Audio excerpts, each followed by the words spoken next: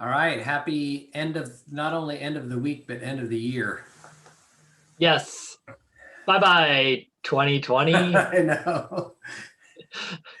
Yeah. Looking forward to a fresh start. Yeah, I think I mentioned to you, yeah, what was my goal for 2021 is just do something different than 2020 or try new things or something. Yeah. Do But something different. Try and mix it up somehow. yeah, yep. You got any plans for tonight? Tonight is New Year's Eve. You got any plans? Well, I don't know if I told you or not, but I have a new outdoor pizza cooker, pizza Oh, oven that Michelle got me, and so we're gonna make pizza. It uses like the pellets from like a Traeger, and oh, nice. it's really cool. So Oh, we're gonna that do would be that. great. That would Yeah, be great. it'll be fun for like tailgating and everything. Yeah. It's really fun. Super fun. Wow. How about you? Yeah, we don't have any real plans. We're not gonna get together with anybody. Maybe see our daughter and son-in-law and grandson for a little bit, but other than that, get some takeout food that's something special, and that's about it. Cool. Yeah, fun.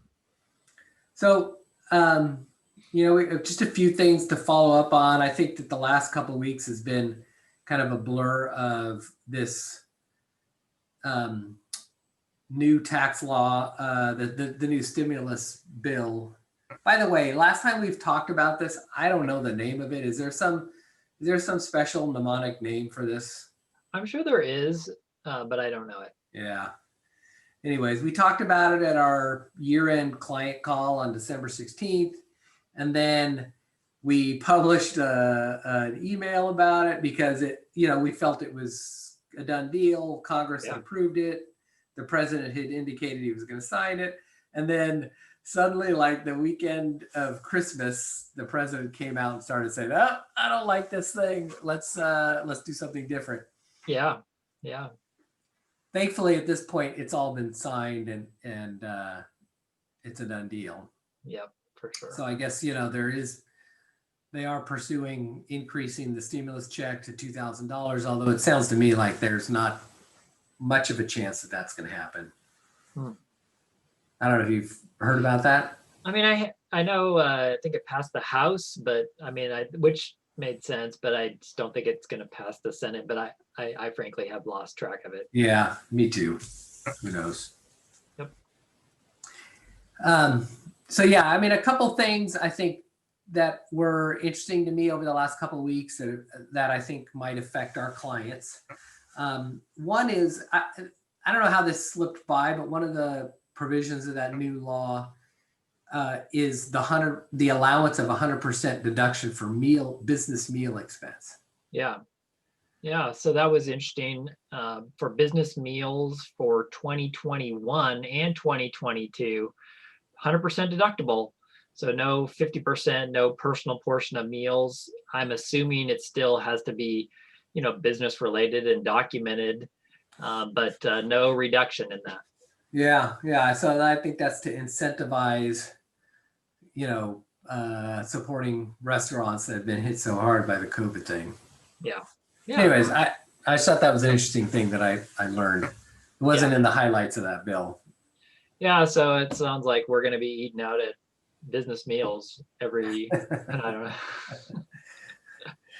And then the other thing, I think we did touch on this before, but I think it's important to highlight, so much of what we were happy about and we're making sure we communicated to our clients was that now money spent from PPP loans were going to be deductible. But it's important to stress that that's federal only. That as of right now, California does not conform to that. So there is going to be an add back for California purposes. Right. Thankfully, that's a lower tax rate, depending on where taxpayer is. But I think it's important to note that to people so that they don't just think that everything's kind of in the clear on these funds. Yeah, that is clearly like these kinds of adjustments between federal and California. That's where people that file tax returns on their own or not paying attention to that and just kind of let the software do it for them are going to really kind of miss this, I think. Yeah. And I think it's important to note, like on a lot of these provisions that California doesn't conform, the 100% charitable contributions. There's a lot of different areas that California is not going to conform that are going to require an adjustment and then tracking the carryovers from year to year until they're used up. Yep. Good point. And so I think one last, unless you had anything else related to this legislation. Well, I think I mentioned earlier, but the thing that I didn't realize was that the sick leave and some of the family leave that was extended to March 31st. And I don't think that I mentioned that in our Zoom call. So if you have somebody that goes out with COVID or is required to quarantine, they still get 2 weeks of sick leave, or if they're caring for a child that, has to stay home, school and do school at home, they're eligible all the way through March 31st of 2021. That originally was going to end on December 31st. Yeah, good stuff. So lastly, I went back and checked the bet that we had on this thing. Okay, so but when are you gonna say that it was law? Exactly. Like when the Congress signed it or when the president? No, exactly. No, you're exactly right. So we made that bet on December 4th, I think. Okay. And I had said it was going to be Wednesday of the week after that. Okay. Basically 2 weeks. So I said December 16th. Uh-huh. And you had said the end of the week prior to that, December 11th. Shoot. But the reality is it didn't become law until after Christmas, right? I mean, because Trump basically changed his mind and it sat with him. So you're still closest to the pin, though.